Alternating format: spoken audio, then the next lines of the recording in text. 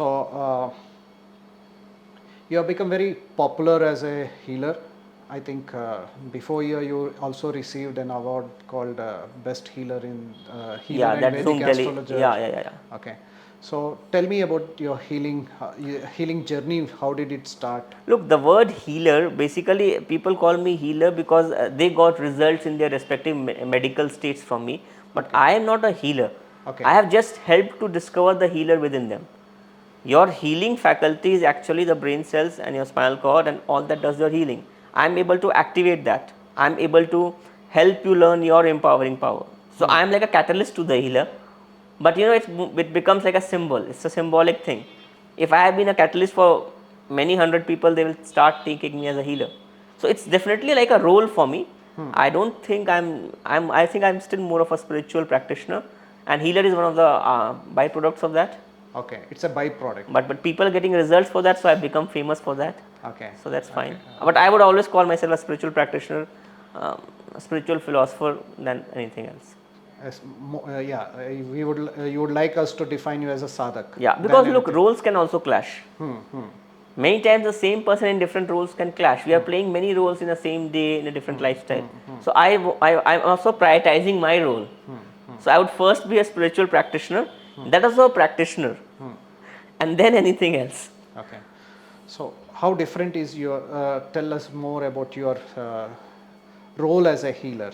Like how different is that from Reiki master, pranic healing, or a lot of other names? The responsibility is more.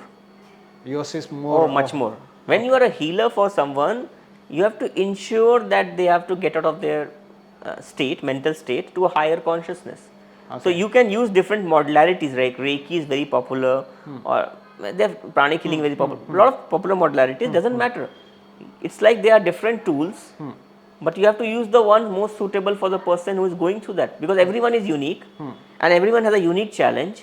So your tool also has to match to their uniqueness, and I have to be unbiased even towards my bias. So suppose someone has a particular kind of lifestyle which I don't like, I also have bias, but I can't share that to that person because I am healing that person or helping the person get healed. So I have to customize myself the person's role, bring them to come, make myself go to their frequency, and then holding them, take them to my frequency. So it's like, changing a person's mental consciousness, first accepting them the way they are, and then bringing them to a higher consciousness. It's a tougher role. It's a much more challenging and responsible role that way. How different is yours? Like I heard it's more of yours is a siddhi than like a. See, when we speak about a healer, it's like we learn from someone, we practice. There are some techniques, there is some rules, regulation. Guidelines is to do this, do that, and all that. That's how generally we go. I came across healing or something.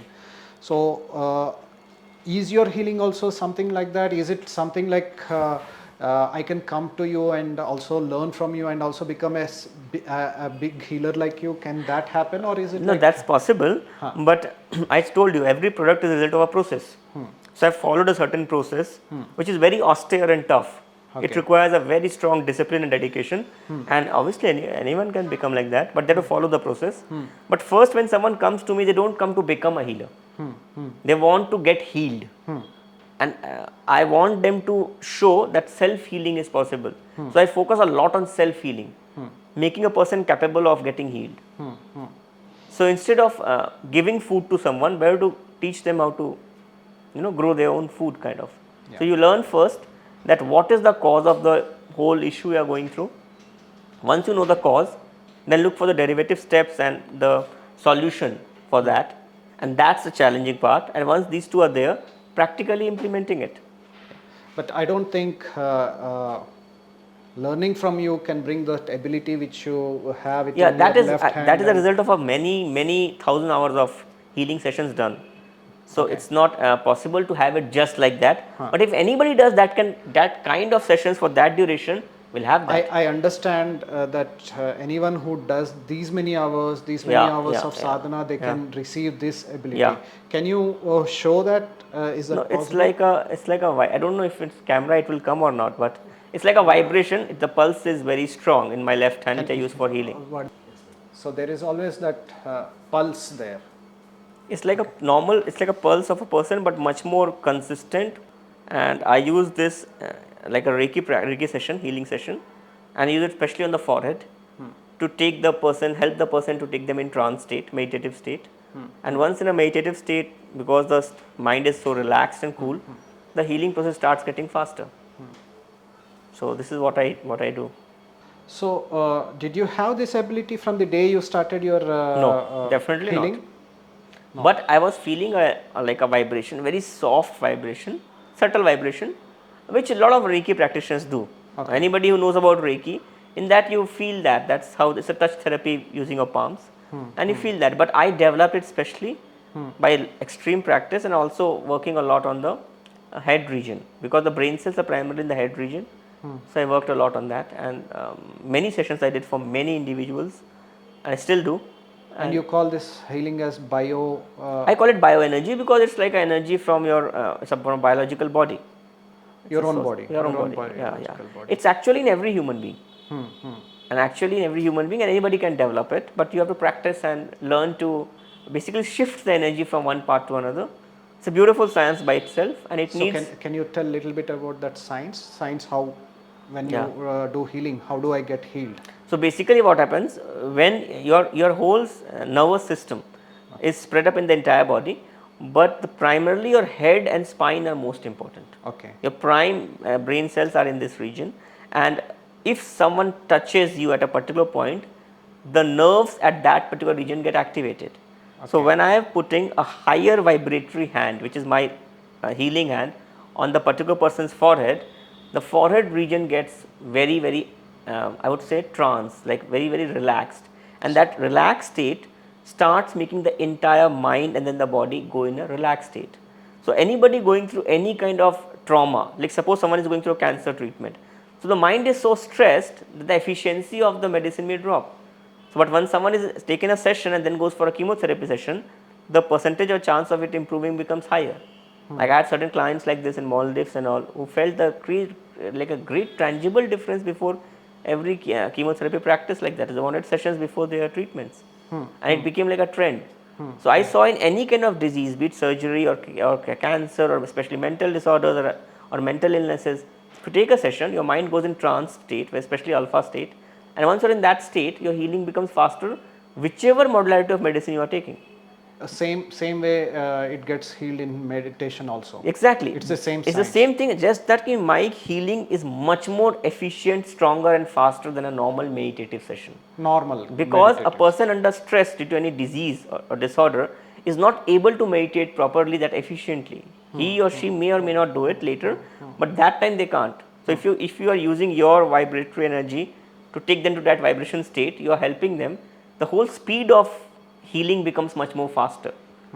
So it's still a catalyst process, but the efficiency and speed has made it much more faster, which helps the person gets healed faster. It's a process.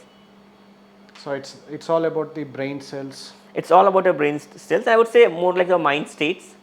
So there are deeper states of mind like alpha, theta and delta, and these states of mind are activated once you get a healing session.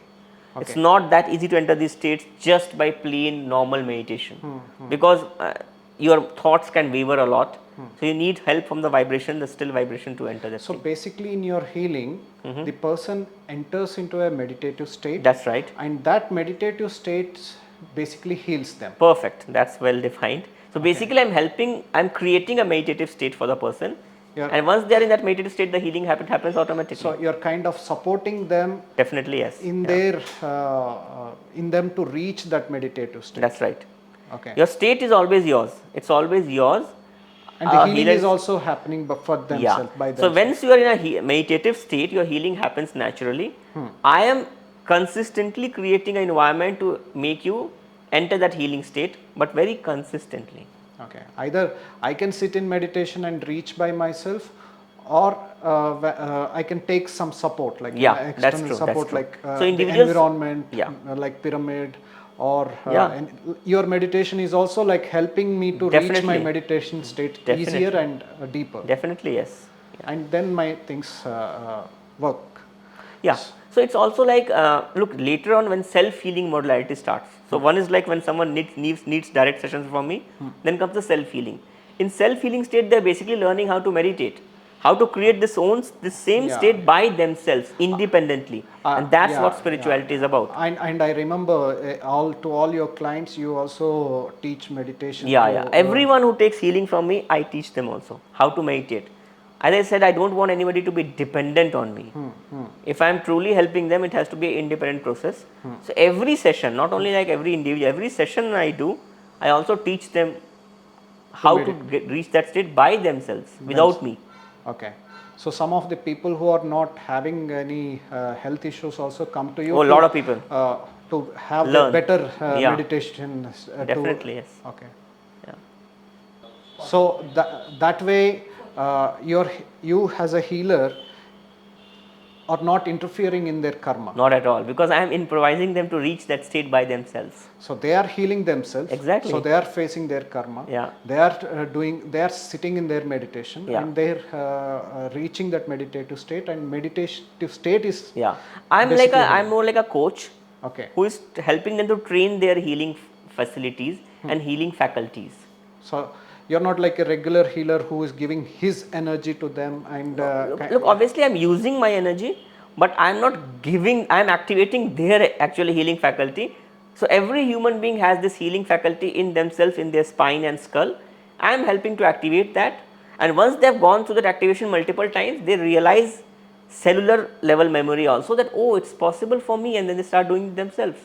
Okay. It's like an iron and magnet relationship. Okay. If a magnet stays with the iron for a long time, it starts becoming like magnet. It's more like a resonance. You are raising your state of being, and the person, your client, gets resonated. Oh, definitely. That's what it is. But look, you're not transferring No, it's not like, I think most cases, I don't know about other healers, but most cases, it's like a catalyst effect, mediumship. You're trying to let them reach their potential.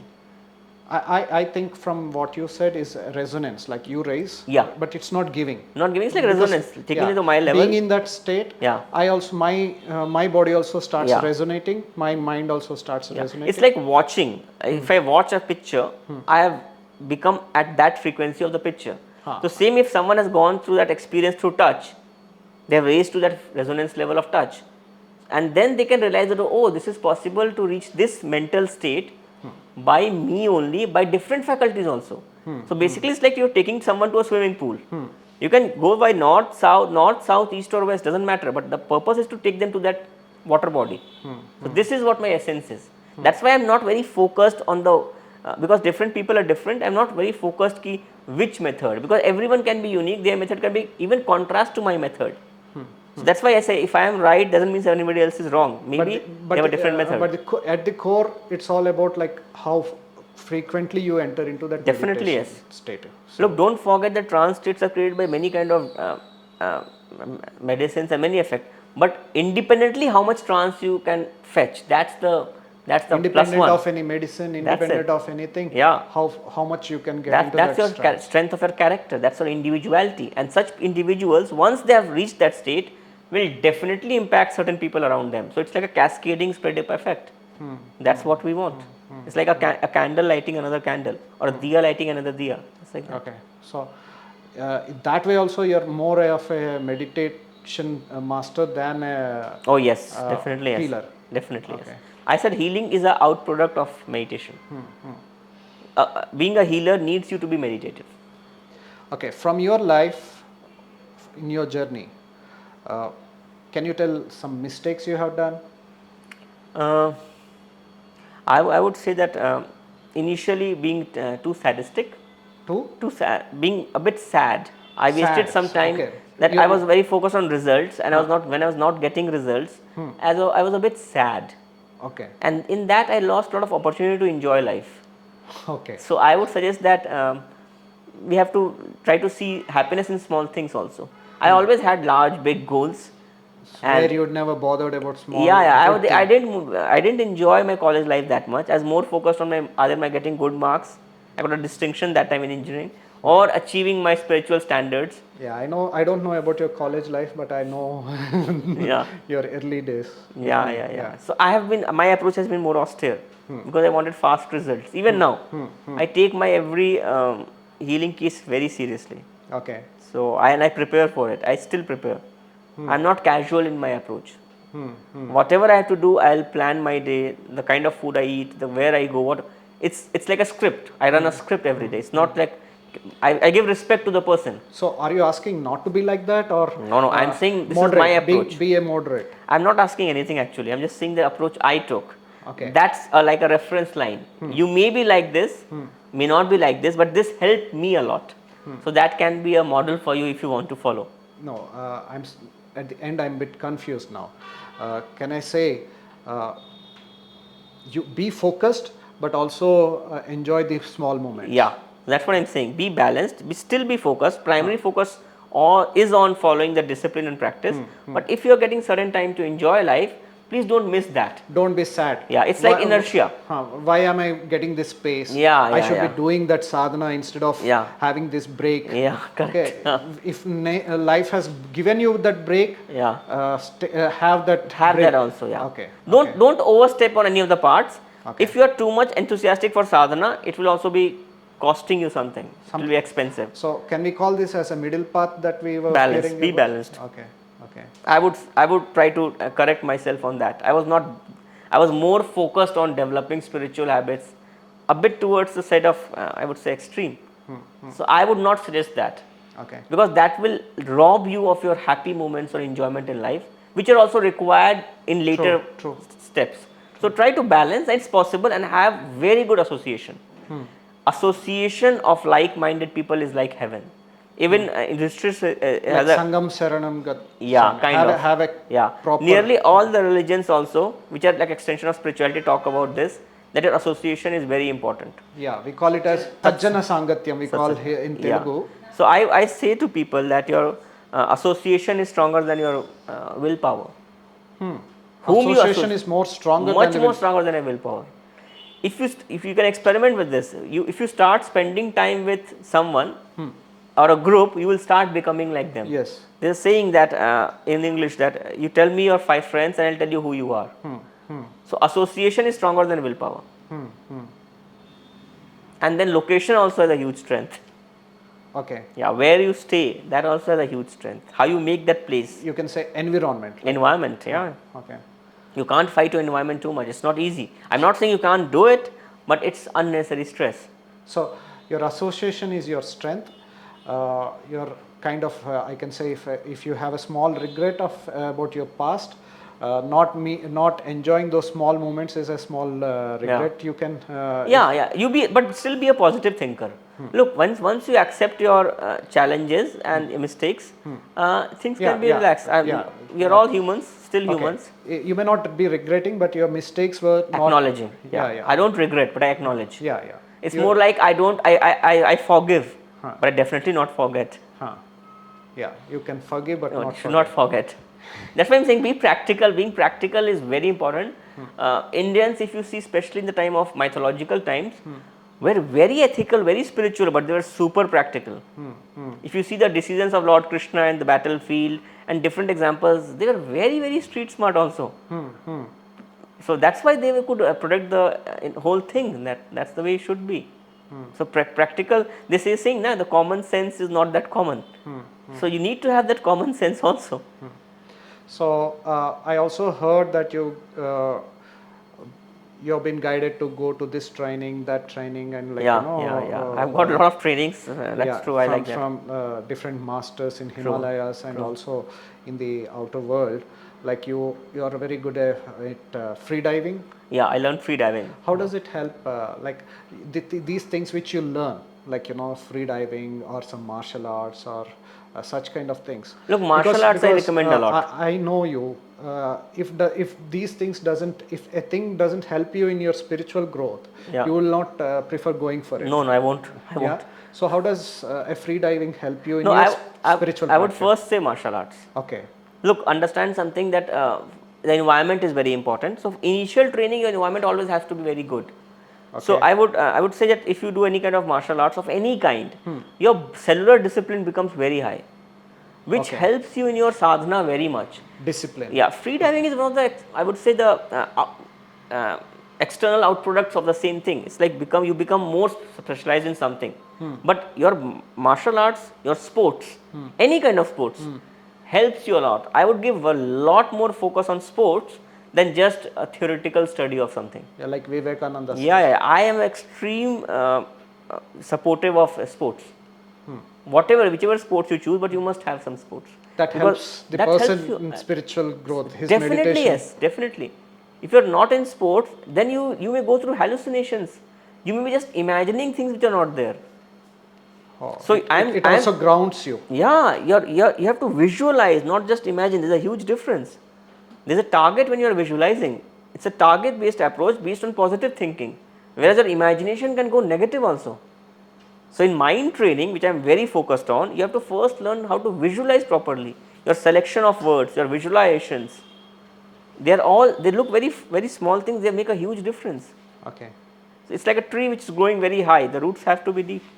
Because sometimes we do get surprised, this guy has to practice his meditation and all. Why is he going behind free diving? Why is he going behind martial arts and all that? Yeah. Because personally, when I know you, I know like if it doesn't help you in your spiritual path, you would never think of that's true. But now I am learning, as I said, you have to be balanced. Also, you have to be social. Many times, if you become spiritual in I would say a sudden manner, you can lose your social contacts which you don't need to lose. You may achieve the same results without losing your social contacts. You don't need to be that. You can be a social being and still be a very much. yogi. Yeah, definitely, yes. In fact, the best yogis are very social. You can be like Lahiri Maharshi of Kriya Yoga. He was very social. His time was crazy for the people, and yet he was in a super meditative state. Like I'm not saying everybody can reach. Patriji also, same example. They have like social reformers. Social. Yeah, they're like social reformers at a very high level. They have done something which is not easy to do. So anybody who is doing something which is not easy to do, look, the nature of any fluid is to go from higher to lower. Falling low is very easy. Rising is tough, and that's why fire rises, right? So all these individuals have made a huge contribution, and it takes much more time to understand what they have contributed. And most times it happens once they have left. So I am saying it's not easy to create a mass consciousness, social reforming movement based on spirituality, because you need to show them results, and then the hope comes. And that's why the hope drives everything. So these people have hope on me, I have hope on their hope. It's like why not? It's better than just wasting your time or not hoping. I have a choice. I'm just hoping. You may not. That's fine. So again, I would like to go back to that. How do you maintain when these people, generally the kind of people you meet, the kind of places you are. Yeah. One clue is that you always that knowing that this is not mine or this is not yours. Like for example, you come to my house and if it looks very beautiful and all, you don't get tempted because it's not yours. But what if I gift you a big house, okay, big house with all luxuries which is yours? Do you still get tempted? Look, without getting the gift of the house, I still stay in some of the best houses in the country. There you don't your sadhana or your inner things doesn't get shifted because you know that it is not yours. Look, okay, but what if it becomes yours? Like someone gifts you a big house. Look, I will be more disturbed if it becomes mine, because then I have to take care of such huge properties. Okay. Which is another headache. So that will scare That you. Can disturb me actually more than helping me. So how do you stay away from that disturbance? I don't think much about all this actually. I just enjoy the process. Okay. And second thing, one very important thing. Please understand that spirituality and materialism are so strongly interwoven. Some of the most spiritual people I have met are business heads of the most powerful organizations in the world. And they don't know formal spirituality, but their concentration power, their awareness, their positive thinking level is of crazy high level. So definitely they are, if not higher, definitely equivalent to some level of Himalayan masters. So it stays together in a way. Basically, they are very spiritual. So someone can be spiritual in a very different, if someone is doing their work very properly, That's spirituality. He or she is very spiritual there. So I see that also as spirituality.